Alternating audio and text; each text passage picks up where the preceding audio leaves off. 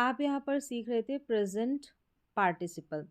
देखिए present participle जो है ना, ये बहुत ही कंफ्यूजिंग टॉपिक है। बहुत सारे वीडियोस देखने के बाद भी आपको समझ में नहीं आता है।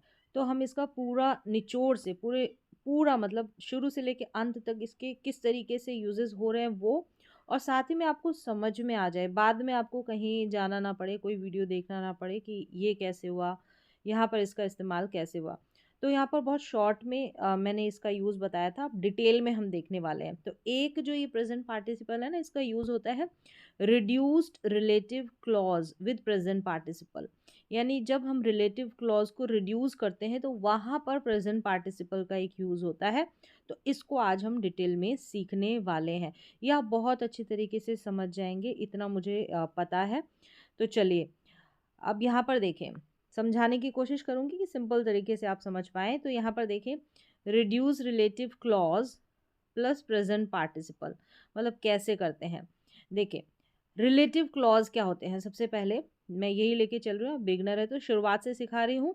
तो देखिए रिलेटिव क्लॉज ऐसा वाक्य जिसमें who, which, that, who is, which is, that is आता है, ये सब आते हैं ना, तो उसको बोलते हैं रिलेटिव क्लॉज। ऐसे वाक्यों को देखें, जब हम रिलेटिव क्लॉज को छोटा करते हैं, ये तो हो गए रिलेटिव क्लॉज। जब हम छोटा करते हैं ना, हम प्रेजेंट पार्टिसिपल छोटा करने पे तो हम क्या करते हैं, प्रेजेंट पार्टिसिपल। अब प्रेजेंट पार्टिसिपल ऑलरेडी आपको पता है, अगर अभी जो मैं प्रेजेंट पार्टिसिपल के वीडियोस में आपको बता रही हूँ कि प्रेजेंट पार्टिसिपल क्या होते हैं, वो आपने देखे हैं वो वाले वीडियोस, तो आपको पता है कि वो में आईएनजी लगकर आना ही प्रेजेंट पार्टिसिपल है।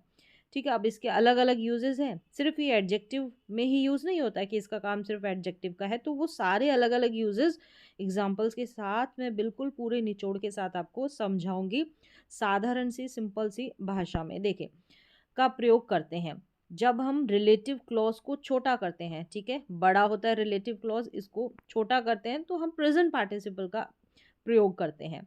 इसे कहते हैं रिड्यूस रिलेटिव क्लॉज। क्या कहते हैं, रिड्यूस रिलेटिव क्लॉज। रिड्यूस करना, घटाना, कम करना, है ना। तो ये होगी बेसिक सी बात, बेसिक सी डेफिनेशन। अब यहाँ से नियम शुरू होते हैं। देखें रूल फर्स्ट है कि who is, that is, which is हटाकर केवल वर्ब में आईएनजी लगाएं।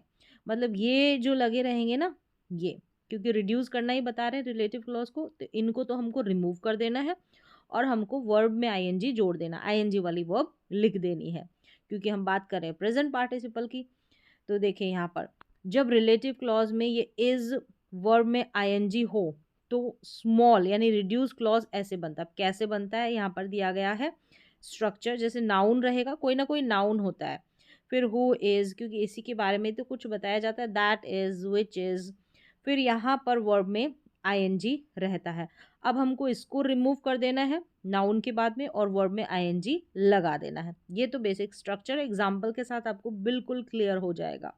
देखें ये है फुल क्लॉज जिसको हमने रिड्यूस नहीं किया है कि the boy who is running is my brother. जो लड़का दौड़ रहा है वो मेरा भाई है, इसकी हिंदी है। तो यहाँ पर द बॉय, अब आपने यहाँ पर देख लिया कि ये फुल क्लॉज है। ठीक है, क्योंकि हु इज लगा है और फिर रनिंग लगा है इस तरीके से। तो ये बीच में, ठीक है, बीच में आ रहा है रिलेटिव क्लॉज इस तरीके से, बीच में जैसे भी आता है सेंटेंस में। अभी बात करेंगे सिर्फ प्रेजेंट पार्टिसिपल की। अब इसको रिड्यूस किया गया, अब क्या करना है, इसको हटा देना है। रिड्यूस किया, the boy running is my brother. तो यहाँ पर क्या किया है, हु इज को रिमूव कर दिया है इसको। ठीक है, रनिंग तो ऑलरेडी लिखा है, लेकिन यहाँ पर देखिए ये प्रेजेंट पार्टिसिपल लिख दिया, रनिंग हो गया और इज माई ब्रदर, ये इस तरीके से इसको घटा दिया, कम कर दिया। तो एक यूज जो होता है ना प्रेजेंट पार्टिसिपल का, ये होता है। तो आज हम बात करें बस इसी यूज के ऊपर। इसको आप अच्छी तरीके से समझ जाएंगे। समझ जाए तो मुझे लास्ट में, अगर मेरी उम्मीद है कि आप समझ जाएंगे तो ज़रूर बताएं। ठीक है, दौड़ता हुआ लड़का मेरा भाई है, इस तरीके से इसको छोटा करके बोल दिया। तो ये हो गया, यहाँ पर ऐसे सिचुएशन में हम प्रेजेंट पार्टिसिपल का यूज़ करते हैं। अब एग्जाम्पल्स आपको मिलेंगे। देखें फुल है कि the women who is cooking is my aunt. ठीक है, ये इसकी हिंदी दे रखी है। अब यहाँ पर रिड्यूस किया, द वुमेन, अब हु इज को हम क्या कर देंगे, स्किप कर देंगे। Cooking is my aunt, the women cooking is my aunt. तो इस तरीके से भी प्रेजेंट पार्टिसिपल का यूज होता है। चलिए नेक्स्ट देखते हैं। एग्जाम्पल 3 में the students who are studying are very sincere, who are इसको रिड्यूस कर देंगे, ठीक है, और स्टडिंग लिखेंगे। The students studying are very sincere, ठीक है, इस तरीके से। नेक्स्ट देखें, रूल नंबर 2 दे रखा है। यहाँ तक तो आपको समझ में आ गया। पहला जो नियम था इसमें है कि विच इज, दैट इज हटाकर प्रेजेंट पार्टिसिपल, विच इज और दैट इज, और यह थिंग्स, थिंग्स के लिए आते हैं ये विच इज और दैट इज, इनको हटाकर, ठीक है। एग्जाम्पल देखते हैं। The car which is moving fast is mine, तो द कार विच इसको हटा दिया और moving fast, the car moving fast is mine, इस तरीके से करेक्ट है ना। तो ऐसा यूज हो जाता है, ये होता है प्रेजेंट पार्टिसिपल। चलिए नेक्स्ट देखें। फुल यहाँ पर है, ठीक है, पूरा जो क्लॉज के साथ बना है। The book which is lying on the table is mine, ठीक है, the book lying on the table is mine, इस तरीके से ये हो गया प्रेजेंट पार्टिसिपल। अगला रूल है कि who was, which was, that was भी रिड्यूस कर सकते हैं, ठीक है। मतलब वॉज लगा, मतलब पास्ट की बात हो रही है, तो अगर टेंस पास्ट कंटिन्यूअस हो तो भी वर्ब में आईएनजी ही रहता है, मतलब कंटिन्यूअस में ही चल रहे हैं ये, ठीक है ना, आईएनजी लग रहा है तो कंटिन्यूअस की सिचुएशन नहीं आ रही प्रेजेंट पार्टिसिपल में, तो बस पास्ट में भी होगा, ठीक है, प्रेजेंट में तो पास्ट में भी होगा। एग्जाम्पल देखें, the boy who was shouting was punished, तो द बॉय शाउटिंग, तो यहाँ पर हु वॉज को छोड़ दिया, स्किप कर दिया, हटा दिया, और हमने लिख दिया सिर्फ प्रेजेंट पार्टिसिपल। अब यहाँ पर हो गया। अब देखिए यहाँ पर ऑलरेडी वर्ब तो लगी है वॉज, तो इस वर्ब से हम पहचान जाएंगे कि कौन से समय की बात हो रही है, तो ऐसा कोई इसमें कंफ्यूजन वाली बात नहीं है। रूल नंबर 4 में है कि जब वर्ब एक्शन बता रहा हो, देखिए यहाँ पर कंफ्यूजन होता है, तो इसको अच्छी तरीके से समझे, तब रिड्यूस कर सकते हैं। आगे अभी और कंफ्यूजन वाला एक रूल आएगा तो उसको भी मैं क्लियर करूंगी। मतलब जब वर्ब एक्शन बता रहा हो तब रिड्यूस कर सकते हैं। एक्शन, इस वर्ड को याद रखें, एक्शन मतलब काम बता रहा हो, कोई क्रिया हो रही हो। लेकिन जब वर्ब, यही है कंफ्यूजिंग पॉइंट, कि लेकिन जब वर्ब स्टेट बताता हो तो रिड्यूस नहीं करते। स्टेट, स्टेट बताता है यानी अवस्था। रीजन है क्योंकि स्टेट वर्ब्स चलती हुई क्रिया नहीं बताते। अब यहाँ पर चलती हुई की बात हो रहा है ना प्रेजेंट पार्टिसिपल में। अब जो स्टेट वर्ब्स है ये चलती हुई क्रिया नहीं बताते, मतलब कोई जो एक्शन है वो कंटिन्यू है ऐसा नहीं बताते। तो क्या बताते हैं वे सोच, भावना, स्थिति बताते हैं जिन्हें कंटिन्यूअस फॉर्म में रिड्यूस नहीं कर सकते। स्टेट स्थिति, आदत, भावना, विचार, जैसे कि लाइक, ठीक है, know, love, believe, understand, own, hate, feel, need, ये, ठीक है, ये स्टेटिव वर्ब्स है।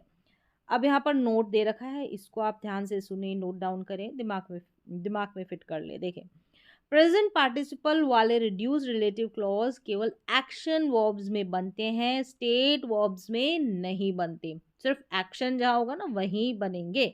ये प्रेजेंट पार्टिसिपल जो यूज हो रहा है ना इसमें रिड्यूस करके, तो एक्शन कोई चल रही क्रिया, अब एक्शन भी कैसा, कोई चल रही क्रिया, आईएनजी वाली, ठीक है, दौड़ना, कूदना, खाना, बैठना, पढ़ना, मुस्कुराना, रोना आदि, ये ऐसे कोई एक्शन चल रही ऐसी क्रिया होनी चाहिए। इन वर्ब्स को वर्ब वी प्लस आईएनजी में बदलकर रिड्यूस क्लॉज बनता है।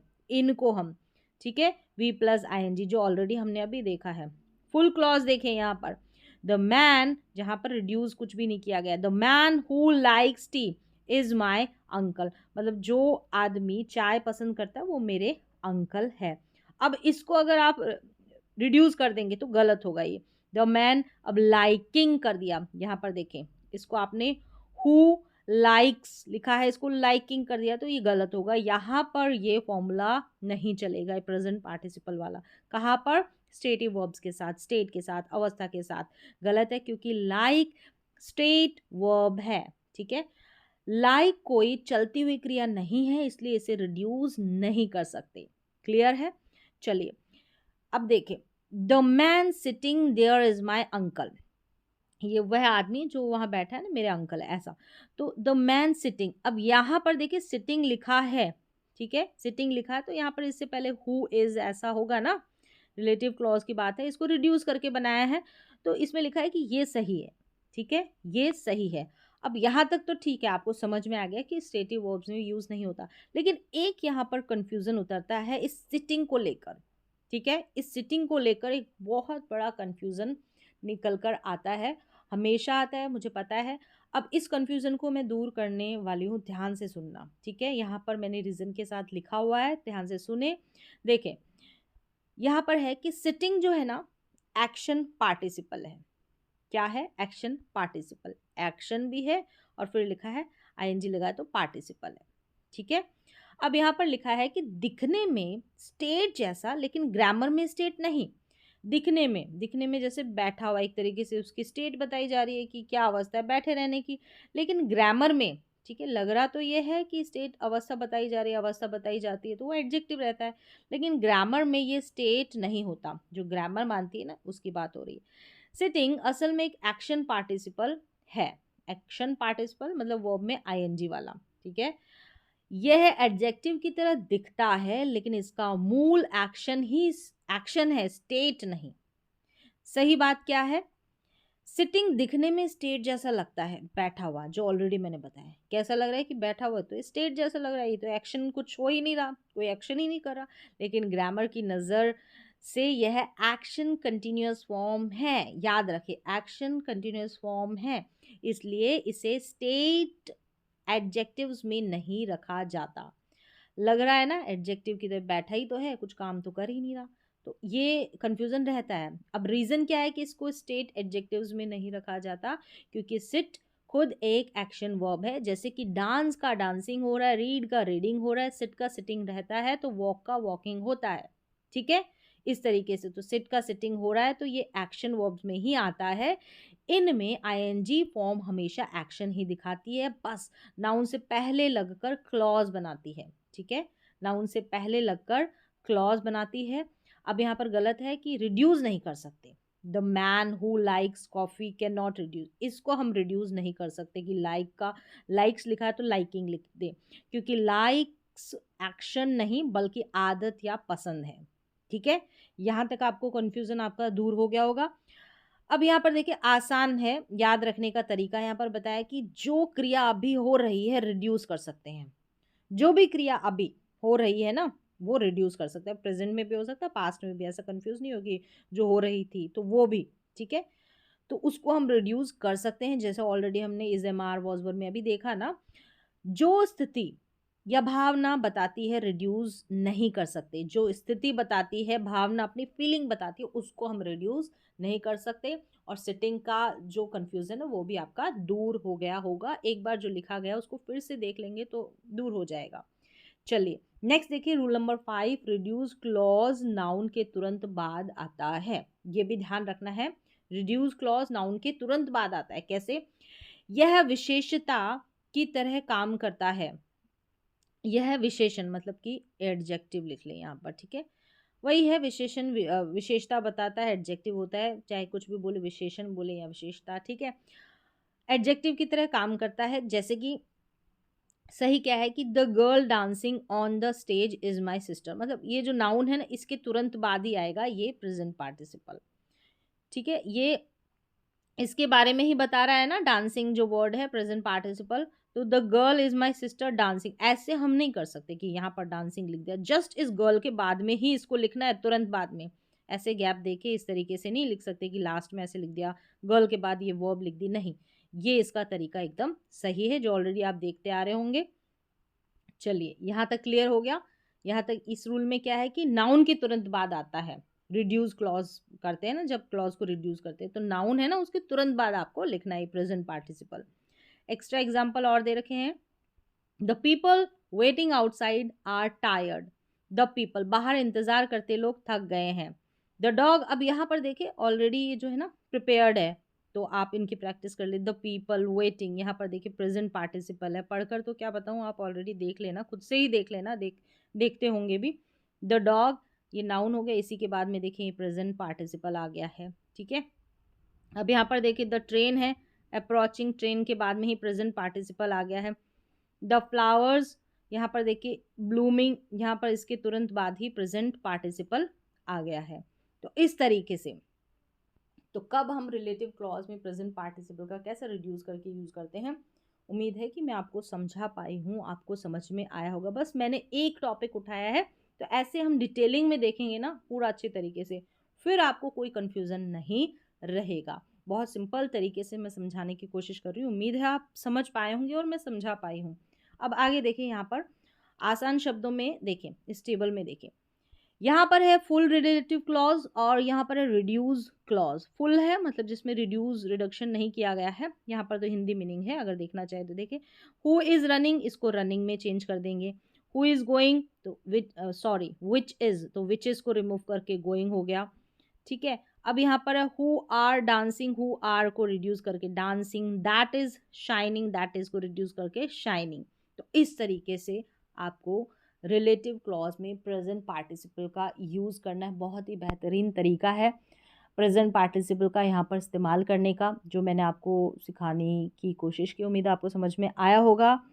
तो चलिए, आज का जो वीडियो है इसमें अभी हमने प्रेजेंट पार्टिसिपल देखा है, इसके बाद इसका इसी प्रेजेंट पार्टिसिपल का अदर जो यूजेस है ना, अन्य जो इसके इस्तेमाल है, वो भी हम ऐसे ही डिटेल में बहुत सिंपल वे में सीखने वाले हैं।